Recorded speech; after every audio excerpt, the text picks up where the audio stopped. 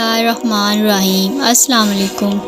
آج میں آپ کو بتاؤں گی کہ حضرت ادریس علیہ السلام جنت میں کیسے گئے۔ حضرت آدم علیہ السلام اور حضرت شیس علیہ السلام کے بعد حضرت ادریس علیہ السلام پہلے نبی تھے۔ حضرت ادریس علیہ السلام ہی وہ پہلے نبی ہیں جنہوں نے قلم کے ذریعے لکھا اور لوگوں کو لکھنا پڑھنا سکھایا۔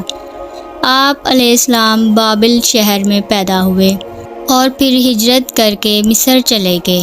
حضرت ادریس علیہ السلام کا حلیہ مبارک کچھ یوں تھا: گندمی رنگ، مناسب قد و قامت، خوبصورت چہرہ، گھنی داڑھی، گفتگو باوقار، خاموشی پسند، چلتے ہوئے نیچی نظر رکھنے والے اور غور و فکر کے عادی تھے۔ حضرت ادریس علیہ السلام پہلے شخص تھے جنہوں نے اللہ کے راستے میں جہاد کیا۔ حضرت ادریس علیہ السلام نے ایک لشکر تیار کیا، پھر اس لشکر کو 2 حصوں میں تقسیم کیا۔ چنانچہ بھرپور تیاری کے بعد قابیل کی قوم پر حملہ کر دیا۔ حق و باطل کے درمیان زبردست معرکہ ہوا۔ آخر کار سیدنا ادریس علیہ السلام نے انہیں گھٹنے ٹیکنے پر مجبور کر دیا، ان کا بہت سا ساز و سامان لوٹ لیا اور لوگوں کو قیدی بنا لیا۔ قرآن پاک میں 2 جگہ آپ علیہ السلام کا ذکر خیر آیا ہے۔ آپ کی تعلیمات یہ تھیں: اللہ کی ذات پر ایمان لانا، توحید پر قائم رہنا، صرف خالق کائنات کی عبادت کرنا، آخرت کے عذاب سے بچنا، عدل و انصاف کرنا، مقررہ طریقے پر ہی عبادت کرنا، ہر ماہ کی 13، 14 اور 15 تاریخ کے روزے رکھنا، جہاد کرنا، زکوٰۃ ادا کرنا، پاک صاف رہنا، نشہ آور چیزوں سے بچنا، اللہ کے نام پر جانور قربان کرنا، پھلوں اور پھولوں میں ہر موسم کی پہلی چیز صدقہ کرنا۔ حضرت ادریس علیہ السلام کی طرف اللہ رب العزت نے وحی فرمائی: میں ہر روز آپ کے اعمال میں تمام بنی آدم کے اعمال کے برابر ثواب اضافہ کروں گا۔ تو آپ علیہ السلام نے خواہش کی کہ ان کے اعمال میں ثواب کا بہت زیادہ اضافہ ہو۔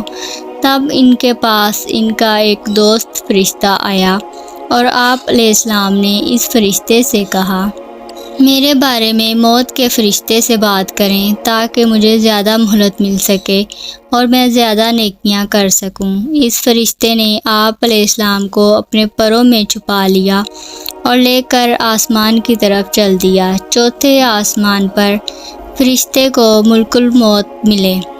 اس فرشتے نے ملک الموت سے حضرت ادریس علیہ السلام کی خواہش کا ذکر کیا۔ ملک الموت نے پوچھا: ادریس علیہ السلام کہاں ہیں؟ فرشتے نے کہا: وہ میرے پروں میں ہیں۔